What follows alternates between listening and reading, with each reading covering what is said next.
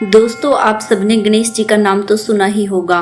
हर शुभ काम से पहले जिनका नाम लिया जाता है, श्री गणेशाय नमः कहे बिना तो पूजा अधूरी मानी जाती है।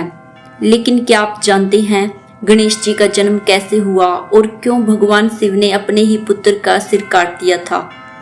आज मैं आपको यही कहानी सुनाने वाली हूँ, शुरुआत से अंत तक बिल्कुल वैसे जैसे ये घटित हुई थी। एक बार की बात है, कैलाश पर्वत पर मां पार्वती स्नान करने जा रही थी। उन्होंने देखा कि द्वार पर पहरा देने के लिए शिवजी के गण तो हैं, लेकिन वे अक्सर शिवजी के आदेश मानते हैं, मां पार्वती के नहीं। मां ने सोचा क्यों न मैं अपना खुद का एक पहरेदार बना लूं, जो सिर्फ मेरा आदेश माने।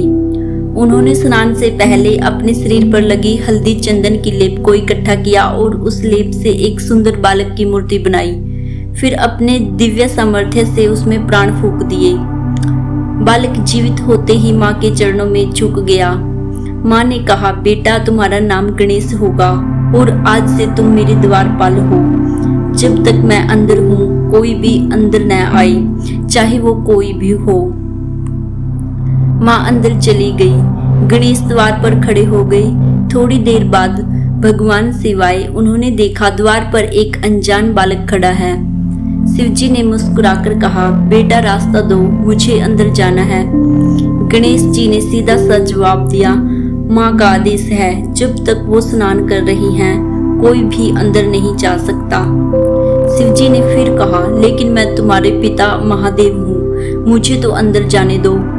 गणेश बोले, मुझे ये नहीं पता कि आप कौन हैं, मुझे बस इतना पता है कि माँ ने मना किया है।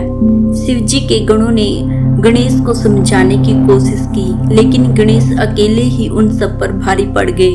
उन्होंने अपनी गदा से एक एक को धूल चटा दी। किसी की पगड़ी गिर गई, किसी की हथियार छूट गए और सब पीछे हट गए। शिवजी अब गुस्से में थे। उन्होंने कहा, बेटा मैं आखिरी बार कह रहा हूँ, रास्ता दो। गणेश बोले, नहीं दूंगा, माँ का आदेश मेरे लिए सबसे बड़ा है। शिवजी ने अपने त्रिशूल से वार किया और देखते ही देखते गणेश का सिर धड़ से अलग हो गया। पूरा कैलाश मौन हो गया। गण भी डर के मारे एक दूसरे को देखने लगे। तभी मां पार्वती बाहर आई। उन्होंने अपने बेटे का निर्जीव शरीर देखा और उनका दिल चीर देने वाली चीख गूंज उठी। पार्वती जी ने तुरंत महाकाली का रूप धारण किया।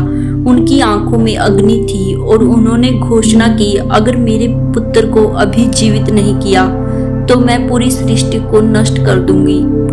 देवता और ऋषि सब कांप उठे, यहाँ तक कि शिव जी भी मौन हो गए।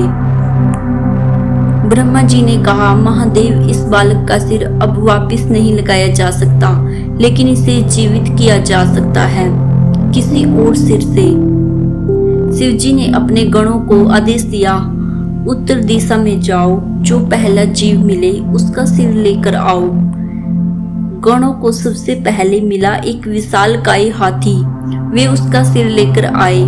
शिवजी ने वह सिर बालक के धड़ पर लगाया और मंत्र पढ़कर उसमें प्राण डाले और देखते ही देखते गणेश जी ने अपनी आंखें खोल दी।